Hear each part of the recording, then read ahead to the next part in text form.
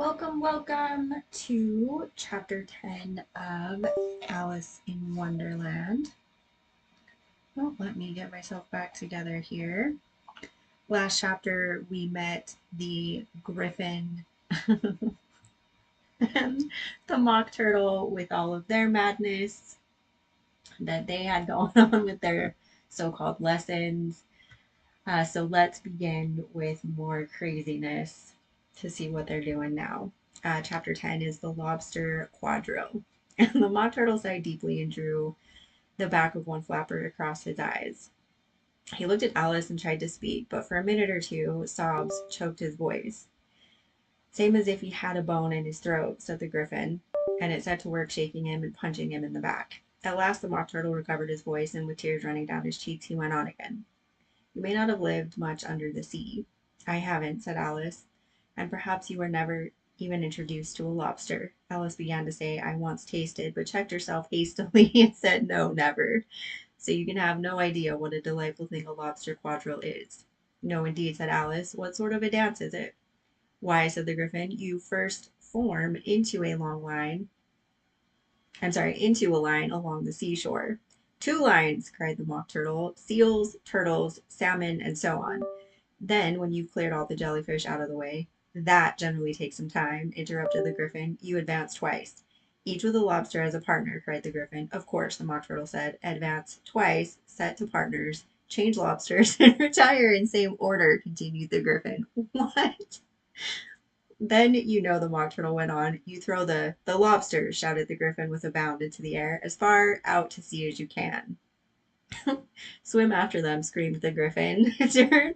Turn a somersault in the sea, cried the Mock Turtle, capering wildly about.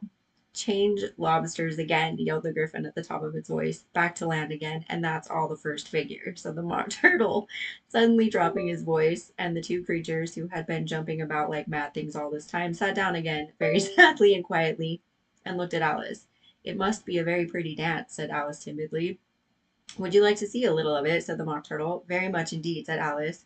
Come, let's try the first figure, said the Mock Turtle to the Gryphon. We can do without lobsters, you know. Which shall sing? Oh, you sing, said the Gryphon. I've forgotten the words.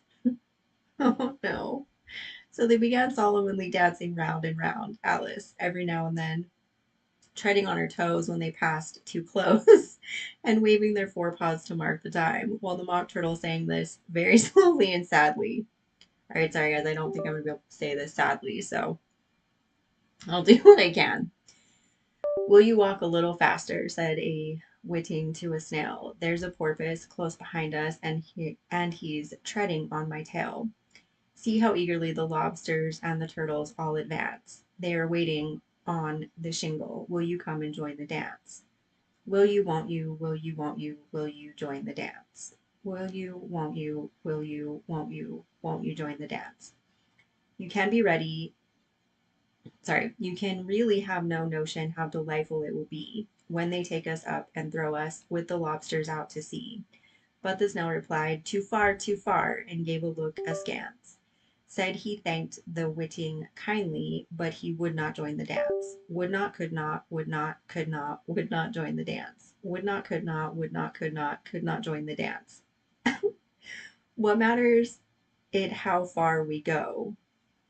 His scaly friend replied. There is another shore, you know, upon the other side. The further off from England, the nearer is to France.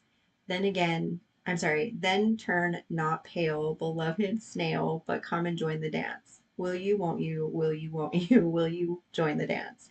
Will you, won't you, will you, won't you join the dance? Thank you. It's a very interesting dance to watch, said Alice, feeling very glad that it was over at last. And I do so like that curious song about the whiting.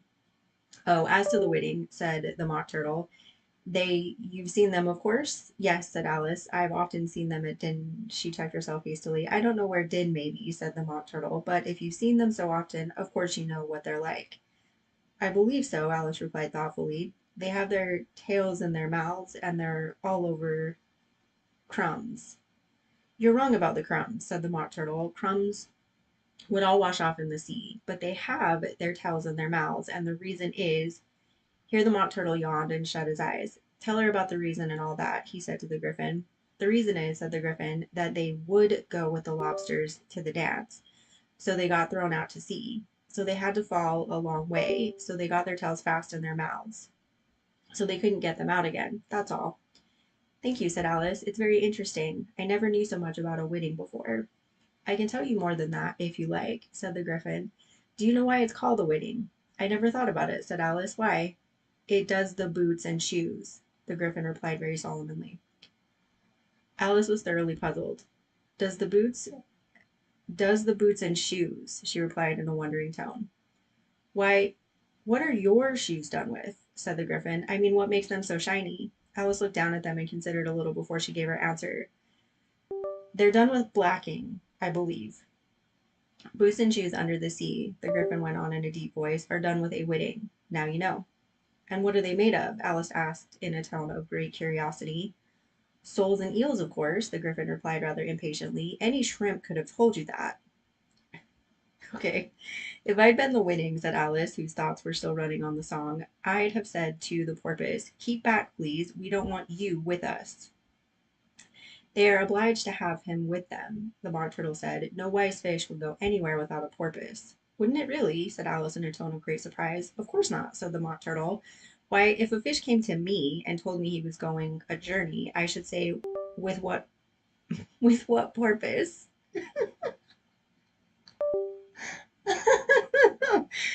Don't you mean purpose? Said Alice. I mean what I say, the Mock Turtle replied in an offended tone. And the Gryphon added, come, let's hear some of your adventures. I can tell you my adventures, beginning from this morning, said Alice a little timidly, but it's no use going back to yesterday, because I was a different person then. Explain all that, said the Mock Turtle. No, no, the adventures first, said the Gryphon in an impatient tone. Explanations take such a dreadful time. So Alice began telling them her adventures from the time when she first saw the white rabbit. She was a little nervous about it just at first. The two creatures got so close to her, one on each side, and opened their eyes and mouths so very wide. But she gained courage as she went on. Her listeners were perfectly quiet till she got to the part about her repeating, you are old, Father William, to the caterpillar, and the words all coming different, and then the Mock Turtle drew a long breath and said, that's very curious. It's all about as curious as it can be, said the Gryphon. It all came different, the Mock Turtle repeated thoughtfully. I should like to hear her try and repeat something now. Tell her to begin. He looked at the Gryphon as if he thought it had some kind of authority over Alice. Stand up and repeat. 'Tis the voice of the sluggard, said the Gryphon. How the creatures order one about and make one repeat lessons, thought Alice. I might as well be at school at once. However, she got up and began to repeat it, but her head was so full of the Lobster Quadrille that she hardly knew what she was saying, and the words came very queer indeed.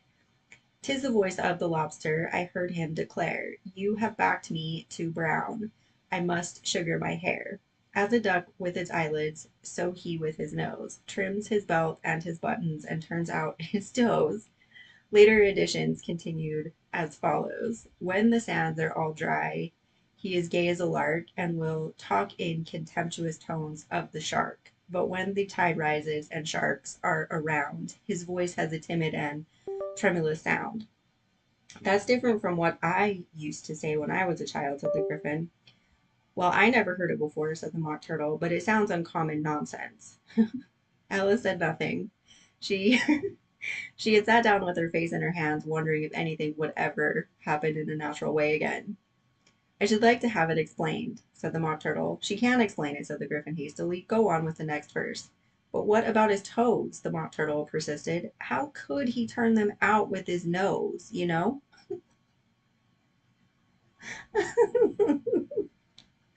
It's the first position in dancing, Alice said, but was dreadfully puzzled by the whole thing and longed to change the subject. Go on with the next verse, the Gryphon repeated impatiently. It begins, I passed by his garden. Alice did not dare to disobey, though she felt sure it would all come wrong, and she went on in a trembling voice. I passed by his garden and marked with one eye how the owl and the panther were sharing a pie. Later editions continued as follows. The panther took pie crust and gravy and meat, while the owl had the dish as it shares of the treat. When the pie was all finished, the owl, as a boon, was kindly permitted to pocket the spoon. While the panther received knife and fork with a growl and continued the banquet. What is the use of repeating all that stuff? The Mock Turtle interrupted. If you don't explain it as you go on, it's by far the most confusing thing I ever heard. Yes, I think you'd better leave off, said the Gryphon, and Alice was only too glad to do so. Shall we try another figure of the Lobster Quadrille? The Gryphon went on. Or would you like the Mock Turtle to sing you a song? Oh, a song, please, if the Mock Turtle would be so kind, Alice replied, so eagerly that the Gryphon said in a rather offended tone, no accounting for tastes. Sing her turtle soup, will you, old fellow? The Mock Turtle sighed deeply and began in a voice sometimes choked with sobs to sing this. And my apologies, I will not be singing this. That's mean to everyone. Beautiful soup, so rich and green, waiting in a hot tureen. Who for such dainties would not stoop? Soup of the evening, beautiful soup. Soup of the evening, beautiful soup. Beautiful soup. Beautiful soup. Oh my god. Soup of the evening. Beautiful, beautiful soup. Beautiful soup. Who cares for fish, game, or any other dish? Who would not give all else for 2 pennyworth only of beautiful soup? Pennyworth only of beautiful soup. Beautiful soup, beautiful soup. Soup of the evening. Beautiful, beautiful soup. Chorus again, cried the Gryphon, and the Mock Turtle had just begun to repeat it when a cry of "The trial's beginning" was heard in the distance. Come on, cried the Gryphon, and taking Alice by the hand it hurried off, without waiting for the end of the song. What trial is it? Alice panted as she ran, but the Gryphon only answered, Come on, and ran the faster, while more and more faintly came, carried on the breeze that followed them, the melancholy words, Soup of the evening, beautiful, beautiful soup. They just they just left him there singing. Oh my goodness. Okay, so the next chapter, which I might be reading immediately after this, is chapter 11, Who Stole the Tarts? I am very interested to know who stole the tarts. So let me know what you thought of this chapter. And of course, anybody who's read this before, please give a shout out. This has been pretty amazing. This is way funnier than I was expecting. So thank you for joining me for this chapter and see you next time.